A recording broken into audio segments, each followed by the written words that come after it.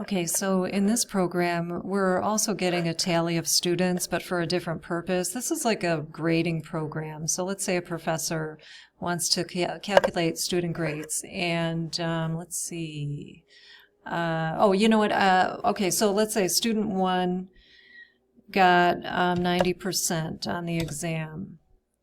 Enter another score, yes. So apparently I'm getting a class average from the students that I enter. Okay, enter exam score for student 2. Let's say they got an 85% on the exam. Okay, I'll just enter a few here.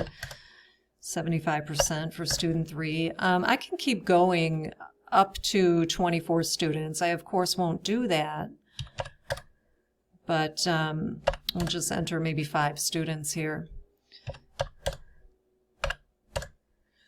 Okay, so the class average from those scores is 88.2.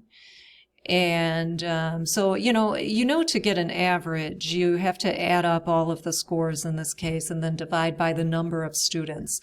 So that's what my loop is doing, okay, in addition to getting the user input. So let's take a look at the program.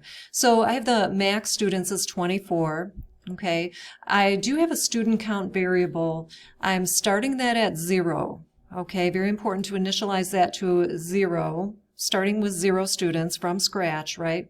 Also, I have an exam score variable up at the top here. This is where the user is entering exam scores, and they're being input into that variable, the exam score variable. Running total, very important, because we're going to get an average, right? And so in order to get an average, I need some kind of grand total of all the scores added up together. So I'm calling that running total.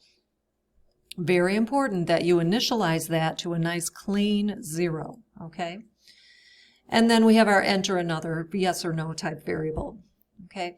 So let's take a look at this. This is like the last program, really. We have a compound loop condition here. While they want to keep entering students, okay, while enter another equals yes, and we have not reached maximum capacity yet, or maximum students, 24 yet, then we'll go ahead with the iteration of the loop. This evaluates to true if both of these things are true. Okay, again, so this is the student count variable to keep track of the number of students we're dealing with here. It starts at 0, but we're going to increment as we go. So eventually, if I just kept entering students one after another, eventually student count would get up to 25, and then this becomes false, and the loop is over, okay?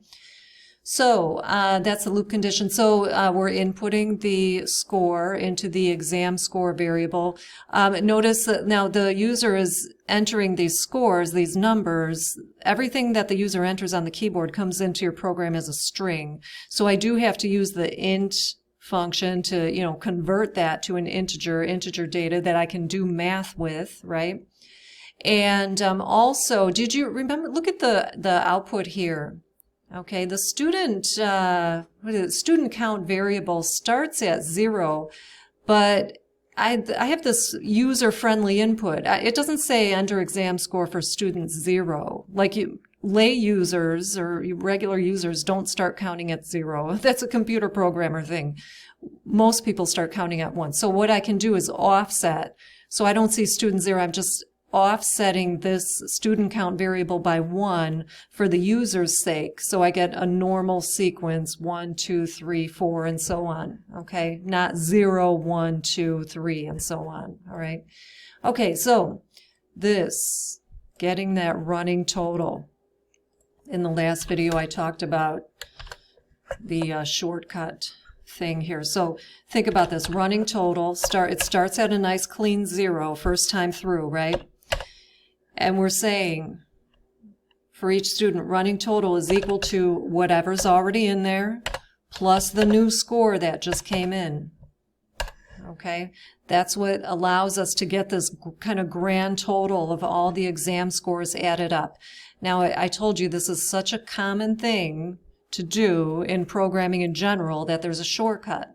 Okay, so that would be this with the, once again, the arithmetic assignment operator. And we saw that in the last video too. So that's the shorthand way of doing that statement.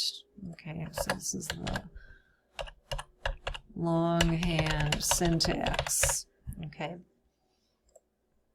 All right. And then also I have to count the students as we go. Like in the end, we are going to, well, first of all, I have to make sure I'm not exceeding the maximum class capacity of 24 students, but also when this is over, I'm going to want to divide that grand total by the number of students to get the class average. So that's yet another reason I have to keep a running tally of the students. And this is, as we said, student count equals whatever's already in there plus 1, and that'll allow us to increment the students with each iteration of the loop, increment by 1 student. Okay, and of course, giving the user a way out, enter another yes or no. Okay, and then finally, we're home free. The loop is done eventually. Either the professor got kicked out because there were too many students, or they said no. And now I'm ready to finally get that class average. And that's just the running total divided by the number of students that I entered. That's all. And then I'll display the class average to 2 decimal places in this case.